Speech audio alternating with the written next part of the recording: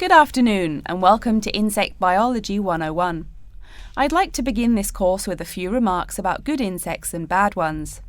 Bugs are all around us, and that's both a benefit and an annoyance, sometimes maybe even serious harm. First, let's talk about the good things that insects do for us.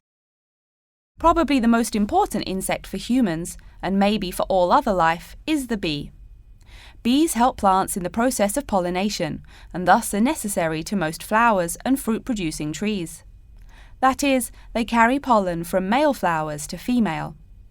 If it weren't for bees, we'd have very few food plants and no fruit either. In fact, there would be no we. No less a thinker than Albert Einstein pointed out that, without bees, humanity would be dead within a year or less. We'd starve. It's that simple.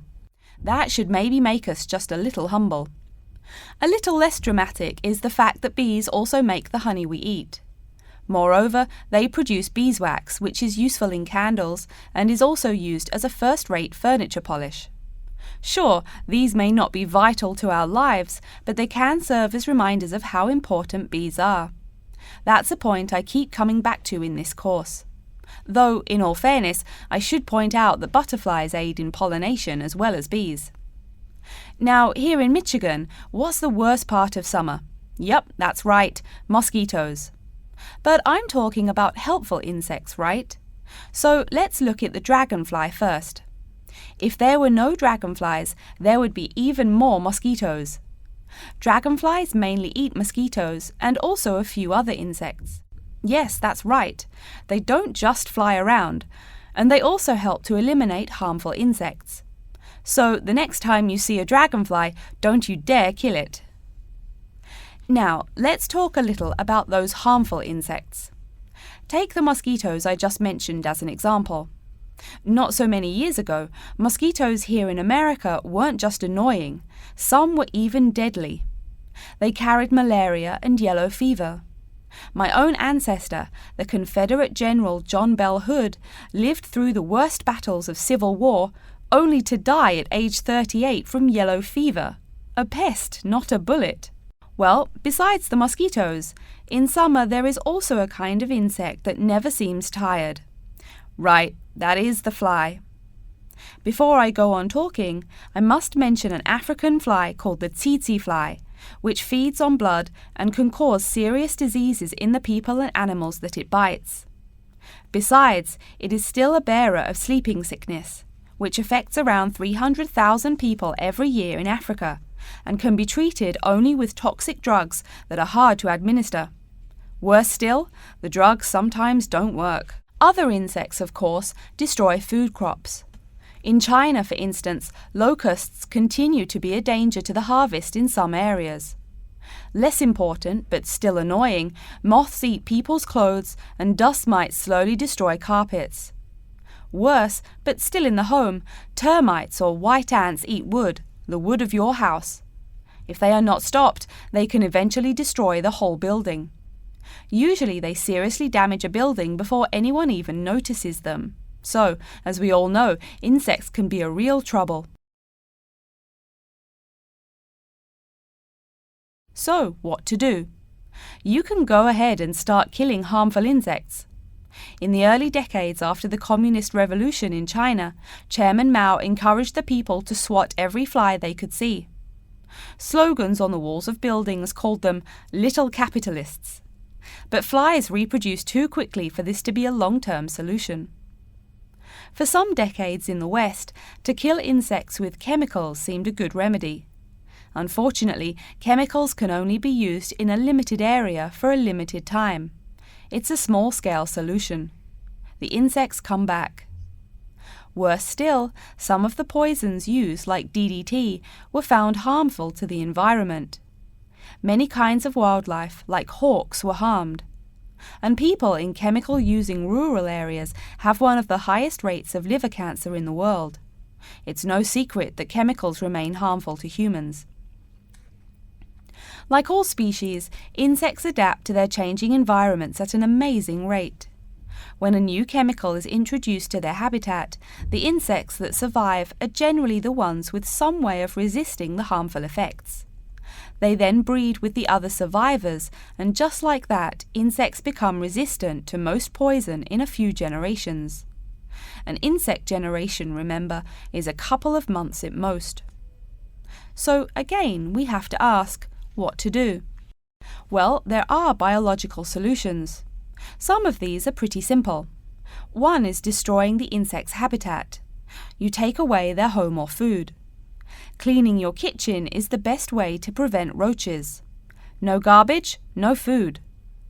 Getting rid of marshes and swamps eliminates mosquitoes. Other solutions might include bringing in dragonflies or bats in areas where mosquitoes are many. This is a cheaper alternative to chemicals. Biological methods like this also bring no extra pollution to the environment. But you have to be careful. If you change the environment too much, you might be hurting other forms of life accidentally. One recent method of controlling insect populations involves interrupting their breeding cycle. What does that mean? It means birth control for bugs. Insects are provided with food that makes them unable to reproduce. Since they can't have babies, the population disappears, or nearly so.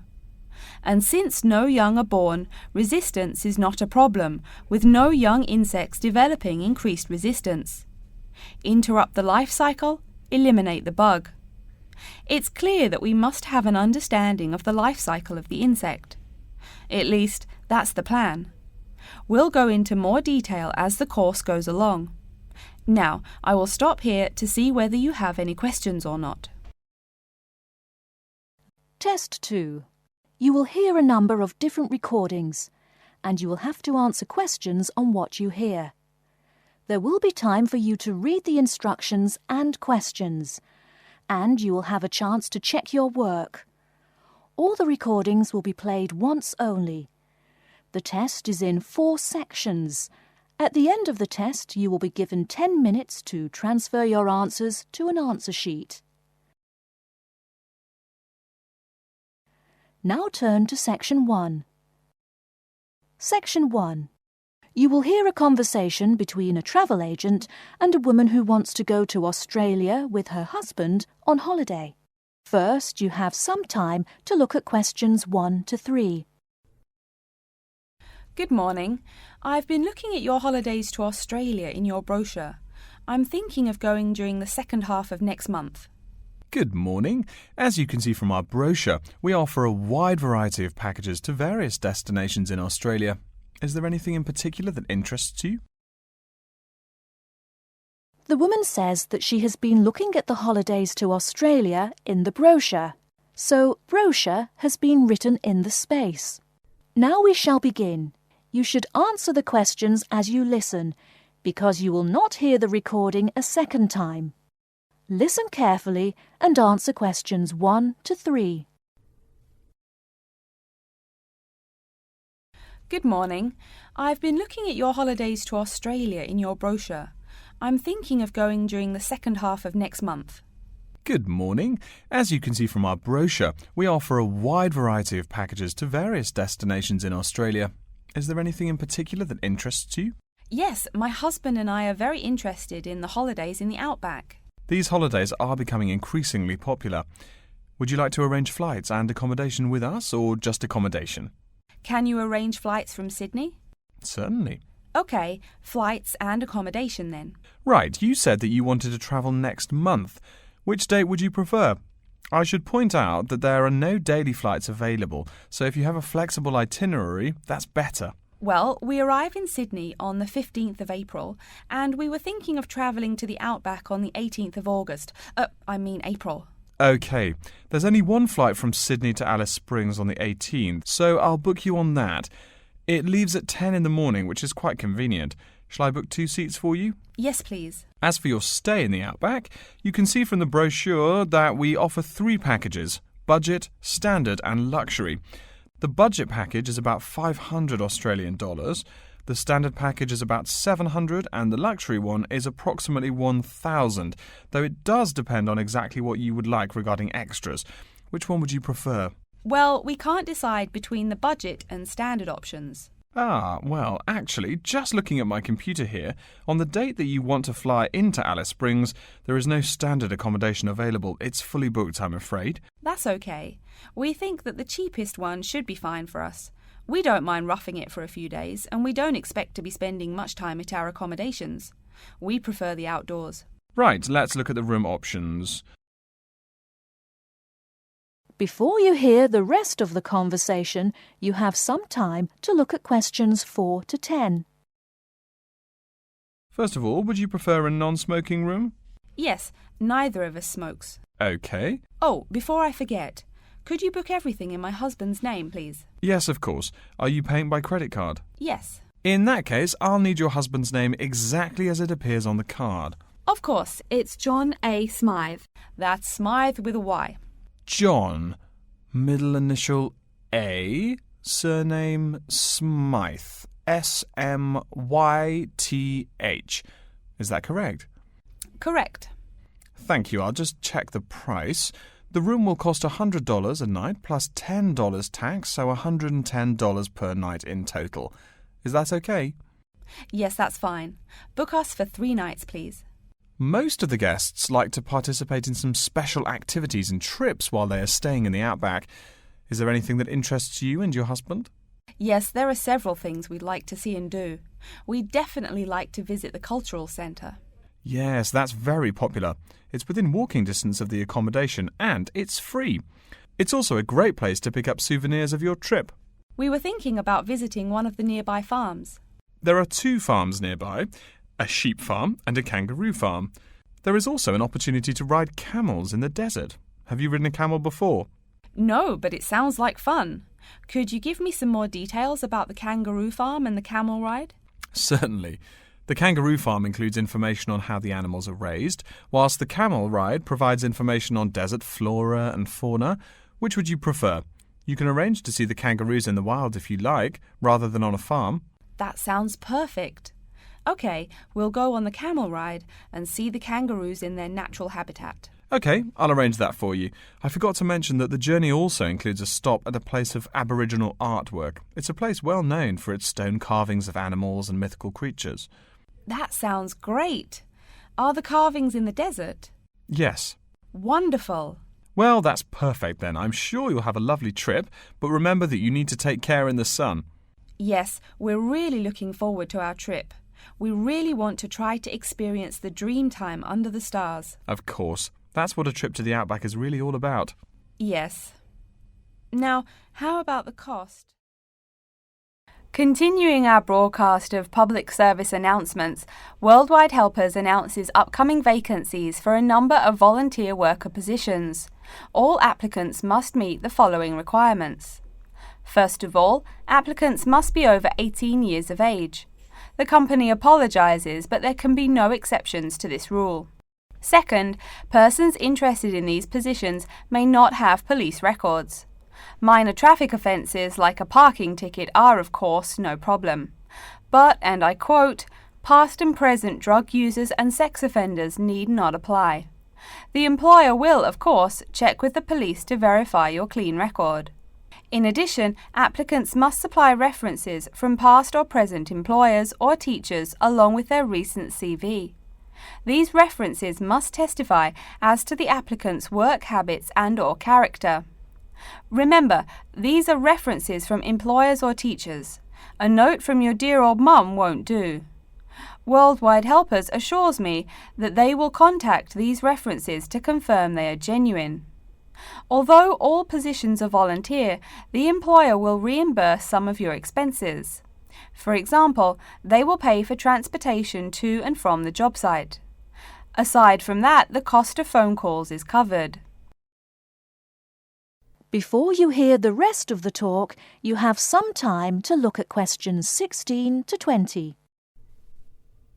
As for the positions themselves, there are 3 types. The first involves assisting persons confined to wheelchairs. For this position, volunteers must be physically fit and in excellent health. They must be able to lift at least 150 pounds. They should also have a current first aid certificate from the Red Cross. But the most important requirement is that the volunteer must have his own car. On Tuesday afternoons, the volunteers take their clients to various scenic spots around the city to experience and enjoy nature. If you don't drive, but you'd still like to get involved, the centre has a number of openings for people to read to the blind. Readers must, of course, read English clearly. Persons with no foreign accent are preferred. For these positions, you must be available on Monday mornings. Oh, wait, I see a note here. There is one opening for someone who can read Urdu. Apparently, there is a Pakistani blind person who'd like to hear his or her native language, but the other positions are all in English. And finally, there are a limited number of volunteers needed to care for disabled children. I'm sorry, but the information I've been given does not say how many children or what disabilities they have. In any case, you are needed to care for the children for 1 week in August. Apparently, this will be at the close of the summer holiday. I would guess this involves helping them with the routine chores of daily life. Again, volunteers for this position must know basic first aid, be in good health, and be able to lift up to 75 pounds. All applications for this position have to be submitted no later than Monday, August 8th. Applications may be made either by regular postal service, the snail mail, or by email. The mailing address is Worldwide Helpers, Post Office Box 651, East Surrey, BY8 99C. Please write "Attention Mary Smith" on the envelope. Or you can send email to acrawfor@worldwidehelpers.org. That's acrawfor@worldwidehelpers.org. So get out there and do something good. Okay. Our next announcement is looking for someone to facilitate tiger breeding at the London Zoo. And get this, it's a strictly volunteer position. That means you don't get paid. Oh my God. I'm sorry, ladies and gentlemen, but I just have to laugh. Are you just leaving the library now? I saw you get there at 8 a.m. Yeah, I've been there all day. What for? They hire a cute new librarian or something? I wish. No, it's the presentation that I will give in environmental science the day after tomorrow. What's it about? I heard you were really excited about the class. And Dr. Schnee also calls you for the arcane questions, as he calls them. It's about environmental damage in the Yucatan. Excuse me, what? Or is that where? The Yucatan. It's a state in southeast Mexico. So what's happening there? Agriculture is having a really adverse impact on the environment. There are too many farmers doing too much farming. It's really destroying the forests and ruining the soil. Deforestation is a major problem there now. How did you learn about this? I don't recall Dr. Schnee saying anything about it in lecture. Yes, but my brother went there last month. You know, to look at the old cities like the Maya Indians built. That's what first got me interested. Your brother Tom? No, Dick, Harry's twin. Anyway, he told me how few trees there were now, and how much empty ground that grows almost nothing. He said the place looked more like the desert than jungle in some parts. It brought environmental damage, so I started looking for materials in the library. Here, look at this magazine. What's in it? It's an old issue of National Geographic. It includes interviews with tourists who have been there in the past few years. It's pretty bad. See the photos? I see the photos, but 1 or 2 photos don't prove anything. Then read what the article says. Right there, the first thing it points out is how soil samples show it's hard for anything to grow there. It says how an area of 21,000 square kilometres has lost most of its forest in the past 10 years. See, there are graphs. As the number of farmers increases, the acres of forest have decreased. It's an inverse relation. So, how big is that state? I'm sorry, but I've never really learned the metric system. It's bigger than the state of Massachusetts. That's shocking. Anything else? There's lots of else. Scientists say there's a growing area of about 10.5 square kilometres where nothing can grow at all. It's like the beginning of a desert. Oh, yes, what Dr. Schnee called desertification. But why can't anything grow there? I've never really studied soil chemistry. I'm just starting to look into that subject, but my sister Marie is a geologist, and she says the problem is that the soil has too much saline, with no plants helping to adjust the chemistry. Apparently, that's a common problem with soil types throughout the areas with rainforest. Once you lose the plant cover, it's difficult to bring it back. Reforestation is almost impossible, even if the land is not being used for other purposes. Wait a minute. What is saline? Saline is salt dissolved in water. Scientists who have gone there have taken measurements. They do this by gathering a sample of the soil and running a simple test that shows the ionization of the solution. The geology department in our own university has reviewed the soil at the site too. They're right. It looks pretty bad. The level of salinity is going up, but the plants that would solve that problem can't be planted in soil like that. There is a narrow spectrum of salinity in which the plants will grow. And once you pass the threshold, there is no way to put the problem right? Exactly. It's possible that no one can do anything to stop the trend now. And all because of human greed. Wait a second. How do you know these scientists can be trusted? What kind of reputation do they have? Are they reliable? Oh, they're definitely reliable. They include 4 members of the faculty from the geology department right here at MIT. Here, study these photographs and check the damage yourself. That's what Dr. Horst, who wrote the book here, did. He's newly appointed, but Dr. Schnee said that he's brilliant. So, where are you going now? I'm headed over to the geography department to borrow a map for my presentation. You know, this whole problem could have been avoided. The farmers there in the Yucatan. Pete. What? Go take a break. Leave some studying for the rest of us. That is the end of Section 3. You now have half a minute to check your answers. Test 3. You will hear a number of different recordings, and you will have to answer questions on what you hear. There will be time for you to read the instructions and questions, and you will have a chance to check your work. All the recordings will be played once only. The test is in 4 sections. At the end of the test, you will be given 10 minutes to transfer your answers to an answer sheet. Now turn to Section 1.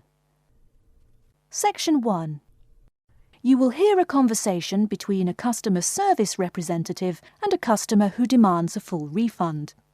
First, you have some time to look at questions 1 to 4. Hello and welcome to Under Pressure Enterprises Customer Service Department. This is Kelly. How may I help you? Yes, I'm calling about one of your rice cookers I just purchased. The customer says that he is calling about one of the rice cookers he just purchased. So, rice cooker has been written in the space. Now we shall begin. You should answer the questions as you listen, because you will not hear the recording a second time. Listen carefully and answer questions 1 to 4. Hello and welcome to Under Pressure Enterprises Customer Service Department. This is Kelly. How may I help you? Yes, I'm calling about one of your rice cookers I just purchased. What seems to be the problem, sir? Seems? There's no seeming about it. The blasted thing shoots hot steam all over the place, that's what. It nearly scalded my hand when I went to open it. Why, it could have killed the cat or something. It could have exploded and killed my wife and me. Sir, please calm down. As long as the steam escapes the cooker, it won't explode. So you're telling me there's no problem? Are you calling me a liar? Sir, no one is calling you a liar. Yes, so I demand a full refund. Under Pressure will be happy to refund your money, sir. Now, I just need some basic information. Okay. Sorry, I do tend to get a little hot under the collar. My wife tells me to slow down. So, what do you need to know? Sir, don't worry. I just need to ask you the model number of the cooker. Where are my glasses? Here. Let's see. It's R242. R242. Okay. And how much did you pay for the product? £89.99. It was on sale, I guess I should tell you. Thank you, that's honest of you. Now, where did you buy the cooker? Which store and which branch? At that big Electric Life appliance store downtown. The city centre branch? That's the one. And you say the problem is that the steam escapes? Yes, it does. No problem, sir. If there's steam escaping, clearly the cooker is broken or defective. So we have an R242 cooker with an escaping steam problem. It was bought from Electric Life City Centre branch for $89.99. Is that correct? Yes, that is correct. Oh, I nearly forgot. When did you buy the cooker? Just as soon as my wife got the crazy idea she'll live longer if she stops eating good English food, roast beef and mash. No, all she says she wants is rice and vegetables and sauces you'd not soak your feet in. Sir, when did you buy it? Oh, there I go again. Let's see. We bought it just 6 months ago. We hardly use it either. But 6 months? Is that too long? I mean, for the warranty? Very well. That's well within the warranty period. Now, what's your name and address? Name and address? What for? Sir, it is company policy. If you want your money, you must inform me. Money, you say? Oh, my name is Herbert Hewitt, and my address is 84 Park Road. Is that here in Coventry? Yes, the postal code is B0241DJ. But I don't think sending things in the mail is very secure or very efficient. I mean... Don't worry, Mr. Hewitt, don't worry. We can credit the money to your credit card. You do have one, don't you? Yes, that's how we paid for the cooker. Oh, yes. We still have the number on the computer. I only need to ask your card's expiry date. I'm afraid I never give that sort of information out. I mean, once you have that, anyone could go charging things and... Sir, I said your expiry date, not your card's password. Oh, yes. Foolish me. Of course, you didn't say password. Let's see. That will be April 2008. April 2008. Very well. Your card still has nearly 2 months left to go. We'll get that refund right to you, probably by 5 o'clock this evening. You had better. If I don't get my money... Wait. Yes, I know I'm losing my temper again. I really am sorry. I haven't had my medicine today. And, sir, just one more question for our records. How often do you go shopping at the city centre branch? Oh, well, it's hard to say. I suppose maybe once a month. But I can tell you this. If I don't get my refund, I'll never shop there again. Oh, I think it's time to start looking for another job. Come in. Professor Dundee, we're ready to make our presentation. Oh, yes. I did say 1 o'clock, didn't I? Please, sit down. So, who goes first? Bruce? Or you, Betty? I guess I could. Bruce is always a little shy. Not after he's had a lager for lunch, eh, Bruce? Ha ha! No, Betty really should go first. OK, well, I'm reporting on the effects of different marketing strategies on the cheese and oil markets. Different strategies obviously affect the sales volume differently. I looked at the sales in 2 countries, New Zealand and Colombia. And what did you find? Pray tell. Well, in New Zealand, the sales of both oil and cheese have declined pretty steadily, and in fact the sales have decreased more quickly than the population. On the other hand, in Colombia, the volume of sales for both products has remained the same. Wait, so you said sales in New Zealand have been going down? Correct. Suppliers have introduced 2 new upscale brands of each product, which are a bit expensive but very tasty. The big ad agencies are trying out a new series of ads that shift the focus from health to great taste. They think that will get sales moving up in New Zealand, where the population is less affluent and generally less health conscious. Brilliant. Thank you. And Bruce? Yeah. My report is about chocolate sales in Italy and Germany. The 2 countries' marketers have found out that you have to market chocolate differently in each country. For example, in Italy, Kostig, the most expensive brand, pays shop owners to put the candy just about knee-high for an adult. I don't see. For little kids, that's about eye level. That bright red candy is the first one they see, so they buy it. Even better, they start telling their moms to buy it too. So you mean... Well, I mean, in Italy, if you locate your product at the right location of shelves, sales do great. They say it doesn't matter much what brand of chocolate you're selling. As for Germany, das Land der Schokolade. Huh?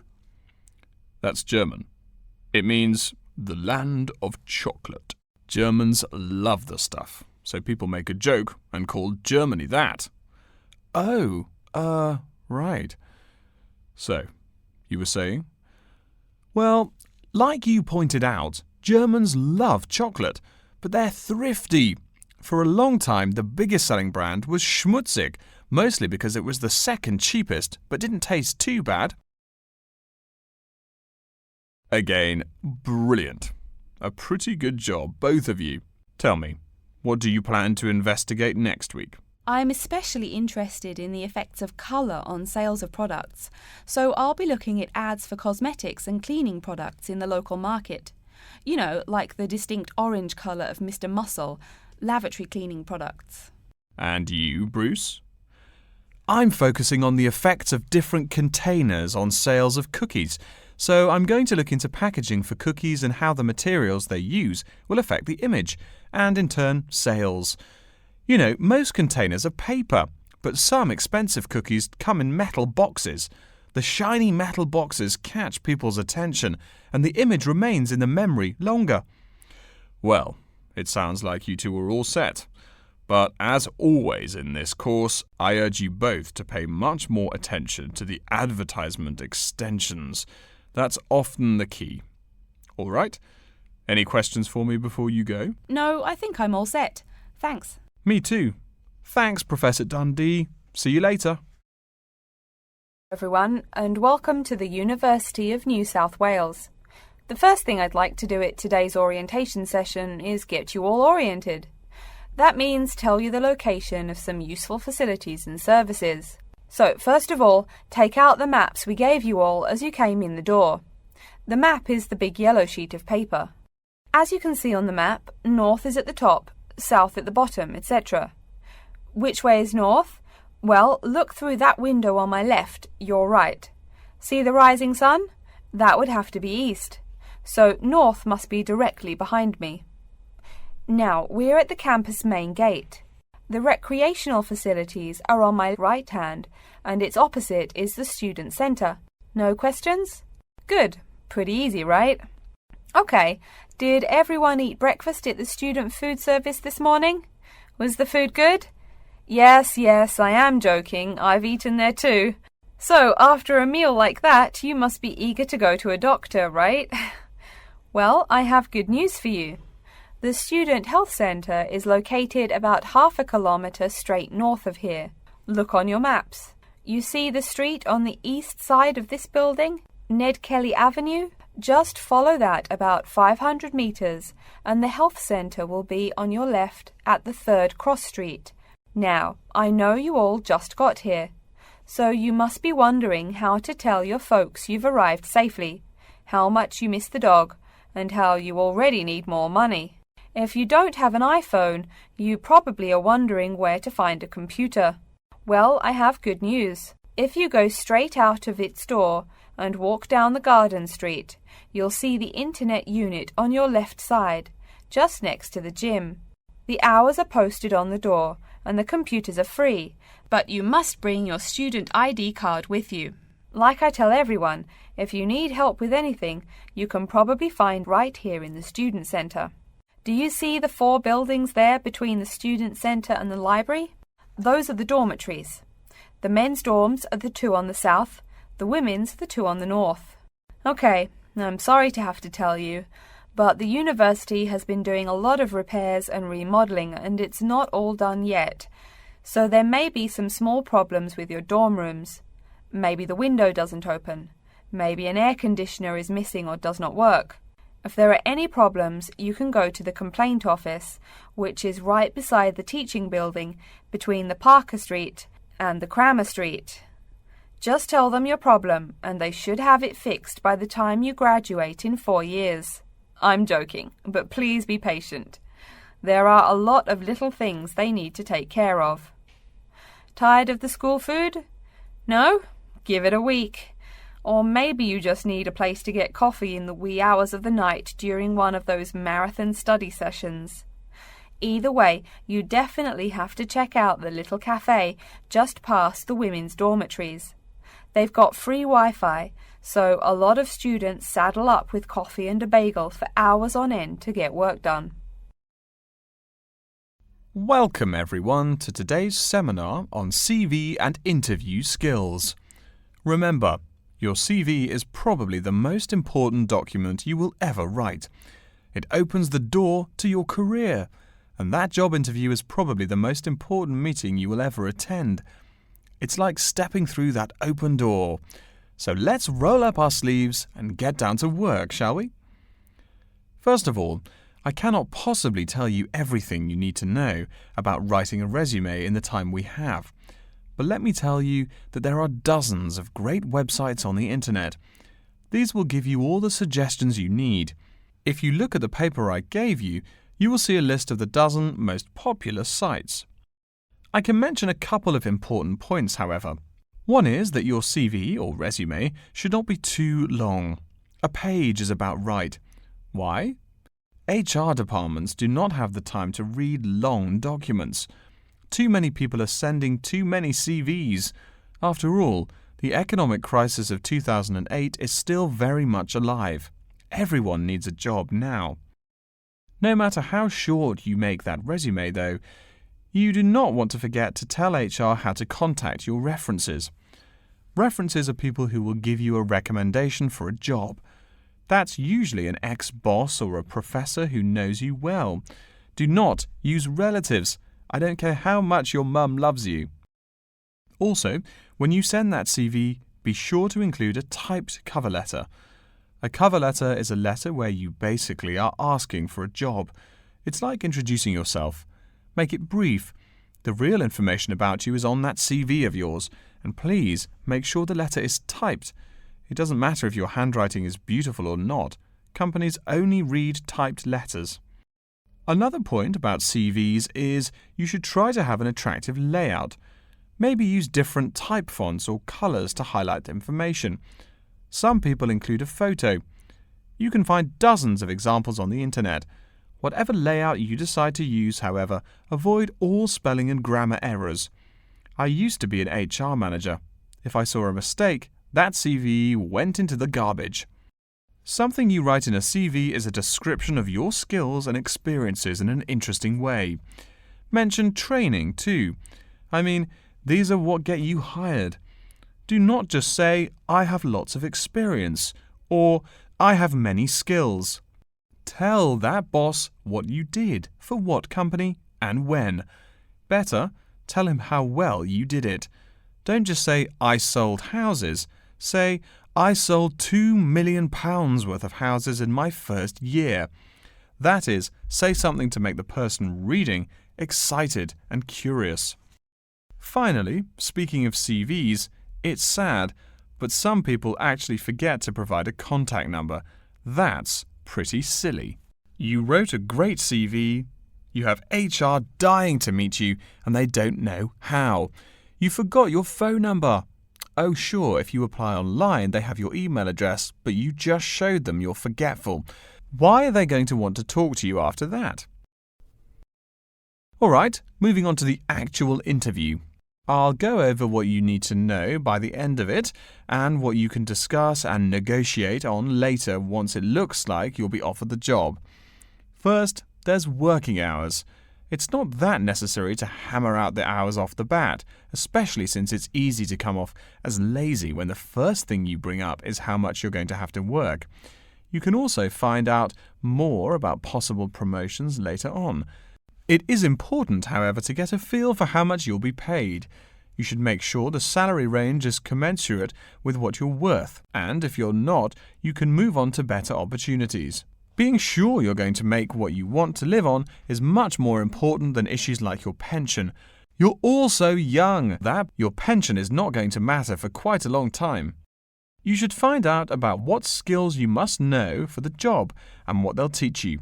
In addition, if the company will provide training, you should find out how long the training period is and whether it is paid. Beware of any jobs that want you to train for a long time without appropriate compensation. Speaking of compensation, find out about holidays as well. Do you get paid vacation time? Are you allowed to take personal days? Do you have to work on national holidays? Once you work out these main issues, you can move on later to details like the location and expected attire and whatnot. Wow, that's a lot of information. Let's take a break so you can think everything over and ask any questions you may have. Don't hesitate to come and see me if you need any clarification on all this stuff. Test 4. You will hear a number of different recordings, and you will have to answer questions on what you hear. There will be time for you to read the instructions and questions, and you will have a chance to check your work. All the recordings will be played once only. The test is in 4 sections. At the end of the test, you will be given 10 minutes to transfer your answers to an answer sheet. Now turn to Section 1. Section 1. You will hear a conversation between a staff member from Gaia's Guardians and a man who wants to do something to protect the environment. First, you have some time to look at questions 1 to 5. Hello, how may I help you? Well, I've been seeing these yellow boxes in front of a lot of houses in my neighborhood. Just wondered what they were for. I noticed your phone number on all of them, so I called. Could you tell me about your business? We do recycling, but we're not a business. Gaia's Guardians is a non-profit group. We encourage recycling as a way of protecting the environment. The woman says that they encourage recycling as a way of protecting the environment. So, recycling has been written in the space.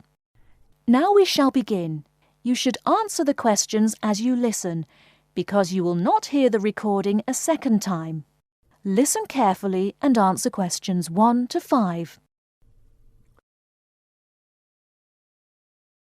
Hello, how may I help you? Well, I've been seeing these yellow boxes in front of a lot of houses in my neighborhood.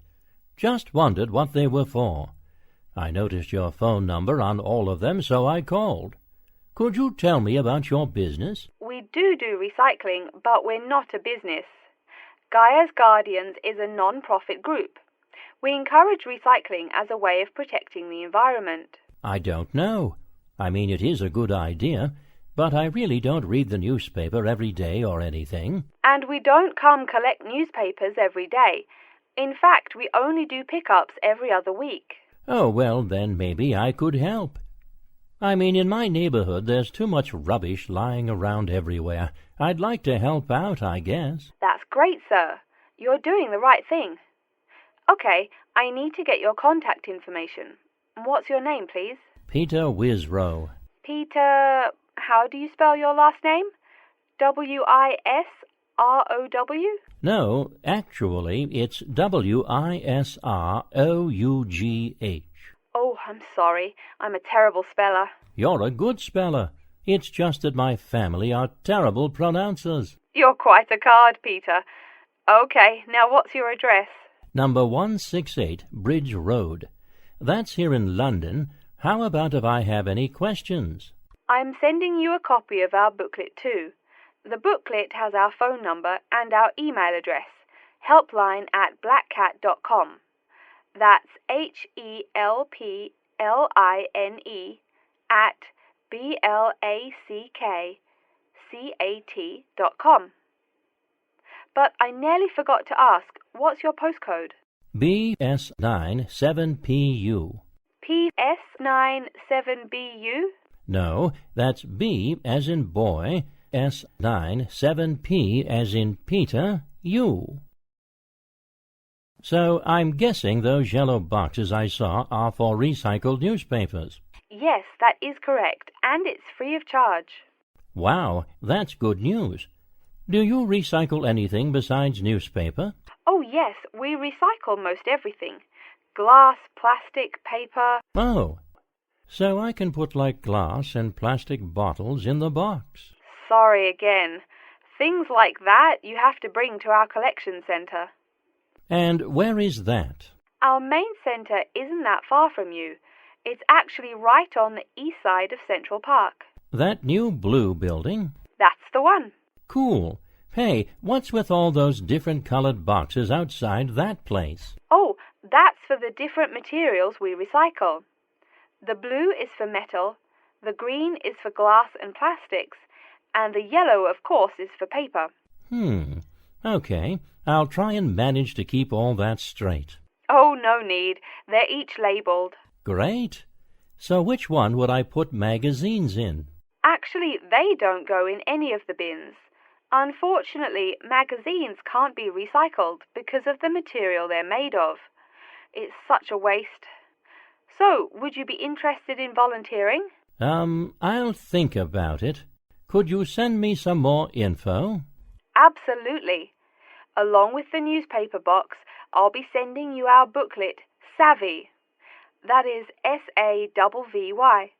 It tells you about what you can do to protect the environment in your daily life. Plus, it lists things you can do as a volunteer with our group. Hey, that's cool. Thanks. My pleasure. Do you have any other questions or concerns? Nope, that's it. That is the end of Section 1. You now have half a minute to check your answers. Hello, are you Dr. Lindsay, the returning students advisor? Yes, that's right. Are you Frank? Your appointment wasn't until 2, but that's okay. Please come in and have a seat. Thanks. I like to arrive early whenever I have anything to do. That's certainly a praiseworthy habit. Let me see. It looks like you've taken a long break from school, and I understand you wanted to have a chat about what you should study if and when you return for further classes. It's such a big challenge. I don't know if I'm crazy for doing this or not. Believe it or not, I know exactly what you mean. Before I began working here at the university, I taught primary school for nearly 10 years. It takes a lot of courage to go back to school. I feel more shy and scared than the primary students I teach. In the schools I taught, I found today's youngsters are very sure of themselves. In terms of intelligence, I have a lot to teach them, and the maturity level of much of my class leaves something to be desired. But in terms of confidence, wow, a lot more confident than I am now, that's for sure. Stop fretting. A brave man is a coward who refuses to run. Let's talk about your strong points. You seem an intelligent man. What is it you would like to study? You see, I've been teaching children for a few years, but I think I'm happier teaching adults. I think teaching students in middle school is much more satisfying because they end up being much more grateful for your work. If I may ask, what got you interested in teaching adults? A lot of things, I guess. I met my future wife back in my first year of college. She always complains that I was more interesting then. She says that now I talk like I'm 7 years old. That's probably from being with children all day. Again, I know just what you mean. My husband used to say the same thing about me when I taught kindergarten. Anything else? Well, yes. Fairly often now I run into former students and we talk. Some of them are getting close to being grown up. I guess I think more and more about how people develop over time. So I'm interested in the results of education, the final stages. I see. Well, coming back to the university can be both difficult and very rewarding. There are some problems unique to returning students, older students like yourself. What do you think is your greatest weakness? Well, I actually think my confidence is getting better. I'm definitely overcoming my introversion and starting to be much more comfortable in front of a class. To tell you the truth, I'm afraid I'm rather behind the times about many things. It's more difficult for me to chase after the popular things youngsters are fond of, such as iPhone, Twitter, if you name it. I think I understand. Bef- How old are you, 35? People at your age still go back to school for further education. I was a bit the same way. I mean, I didn't study at university till after I had a family, a husband and one child. My point of view was a lot different from your average 18-year-old girls, I can tell you. Gee, that sounds pretty rough. A family and college? Clearly you weren't unsuccessful, though. It was, Frank, it truly was. My first term at school was extremely stressful. But, excuse me, you're not here to listen to my life story. We're talking about your plans. Is there anything unique I should know about you or your past experience or plans? I'm afraid not. There is nothing interesting about my career or plans. It's really not too impressive. Now, I forbid you to talk like that. This is your one life, and if you're not interested, why bother living it? Don't be so humble, Frank. Okay. My wife says I'm a wimp. Let's talk about your dreams a bit. You want to teach adults, you said. What would you like to teach them? Well, when I first came to college, I really liked languages and literature. A lot of people have told me that for practical reasons, it would be more rewarding to choose business management as my major. But I made up my mind to study liberal arts once I got the idea of going back to school. I must say it's refreshing to meet someone who knows there's more to an education than computers and finance. Let's have a look at the university course catalogue. Excuse me, Dr. Lindsay, before we do that, could I maybe ask you some questions about changes in university life? I think I need to discuss that so I know what to expect. Of course, I'm here to help you. The biggest thing to get used to is the change in technology. Professors present things on huge screens, many of which are interactive computerized whiteboards. You can write on them still and use them like a touchscreen. They're really handy. No more sloppy scribbled notes on the projector. Let's see, I doubt you'll be living in student housing, so I won't go into all the improvements there. Another major change that you'll enjoy is the plethora of resources available for students. As a student, you have 24-hour access to the gym and library privileges that include the use of school computers to scan, copy and print. And of course the media library, which contains movies from all genres and most of the movies listed on AFI's top 100 movies of all time. The dining facilities are also not what they used to be. They offer choices for all diets and you can expect a hot meal any time of day. Wow, things really have changed. I'll be sure to utilise all those great facilities in my time here. Thanks for all your help, Dr. Lindsay. I think that's all the questions I have for now. Okay, and welcome back. During the short break we just took, several of you approached me with questions. So before going on with the orientation talk, I'd like to address those queries. As I found, if one person asks a question, probably a dozen others are wondering about the same thing. The first question is whether Waitemata University employs modules technology as an instruction method. The answer is yes, we do. At least that's what the university catalogue says. If some of you don't understand what modules technology is, don't worry. I googled the word but couldn't find it. Apparently, though, it's a method of broadband wireless access. At least, that's what an American company's website told me. But again, don't worry. If you need to know something more, your professor can tell you. Another question someone asked me was what tomorrow's workshop on research methods and skills was about. Well, research skills include any method you can imagine for finding and presenting any information you need. That's not just schoolwork either. Writing English, the native language for most of you, and finding a job are also research skills. And yes, those will be addressed in tomorrow's workshop. As you know, Waitemata University is one of this country's premier universities for the study of the dismal science, economics. Some of you, it seems, want to get a jump on their classmates. During the break, half a dozen of you came up and asked me where to find economics tomes. I know it's odd, but this school's library holdings are divided up between two libraries. Economics books are in the old library. If you look out of the window behind me, you can see it. It's the red brick building. Oh, before I forget, you economics types also need a lot of math, am I right? Well, those math books are neither in the old library nor in the new one. They can be found in the math department building. Why am I telling you this? Doesn't the invisible hand guide economists? Maybe it's good you asked.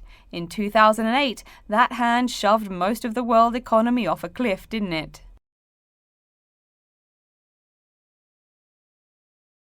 Now, I realise that most of you couldn't bring a computer printer or a photocopier from home. So I'm sure you're already wondering where you can copy things like term papers, internet articles, and things like that. I have some good news and some bad news.